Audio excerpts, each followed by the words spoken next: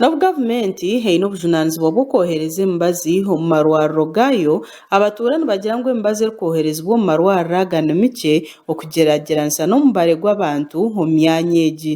Abatuura nibagira ngu amarwariro aga tigarimu mubazi gwona. Abashaka bari konka ningira nti emibazi teri barakwata omuntu omushaija kyogwine ukiko kakaba zibwene. Hati ninteekateeka ngu gavumenti eki yakubasa kutuyamba n'okugira ngu ereke kureeta bwa panado bwa septrin bwakwata mu bwonka ereete n'emibazi ey'eza puresha za shukaari endwara z'amaani. Okurugirira mukuru w'entebe y'okubanza ow'ekyaro kya Kanyinansiika Yusufu Nabasa nahamya ebigambo by'abatuura arikugira ngu eby'amagara birikuba munonga kandi kubahikaho n'abantu nabo biije omu bwingi kuraguza abantu nibashasha ahabw'enshonga ubundi kuba kuhika omu marwariro aga gavumenti bashanga emibazi etariyo bataha bataragwize ningashi babagambira okuzagura emibazi omu makiriniki agandi. Gerard Kanyesige ori omushaho w'ekyaro eki nagira ngu gavumenti emibazi neegireeta erakukakwaho ahabw'okugira ngu abantu nibakira emibazi. Konka gavumenti neegyezaho konka abantu ni bingi ahabw'okuba waza kureeba nk'irwariro rya Bwengure Health Center tu abashaho bariho emibazi nibagireeta konka abantu nitugikiza obwingi.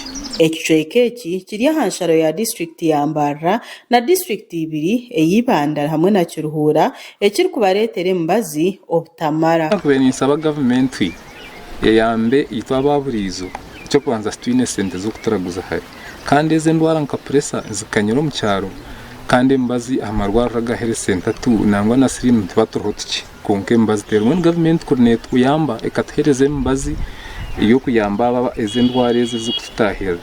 Ekizibu ky'ebyamagara omu kicweka eki nikyo kigemesereize abebembezi n'ekanisa ya Calvary Community Church Nsiika kukwatanisa n'aba Holistic Rehabilitation Ministries International kutaho kampu y'ebyamagara kuhitsya abantu abo buheereza. Twine endwara ezikizire kuteganisa abamemba banje n'abataka batahi banje kandi abarikuza amu health centers zaitu twine health center 2 na health center 3 Kagongi konka obwiro bwingi omuntu nahikayo ashanga emibazi ey'endwara ye etariyo bamurefaringa Mbarara mu refaro ninga omu clinics enyi eziri kutwara sente nyingi. Okurugirira aha Dr. Justus Twongeirwe oyebembeiremu omurimo ogu abantu omu kicweka eki baine ekizibu ky'amaani omu by'amagara. Twashanga endwara ningashi conditions nyingi ezaziri omu mwanya ogu ziine abantu almost buri muntu zaziri endwara z'omubiri endwara z'omubiri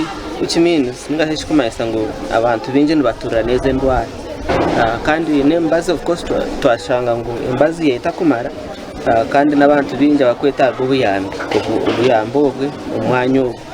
Twashanga abantu almost 40 ahari 100 biine high blood pressure so kinkyoleka ngu omu kyanga eki abantu abingi nibatuura na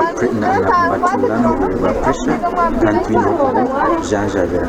Twongeirwe nagira ngu gavumenti eshemereire kutaho oburyo okwegyesamu abanya-Uganda emitwarize mirungi okwehara endwara ezimwe.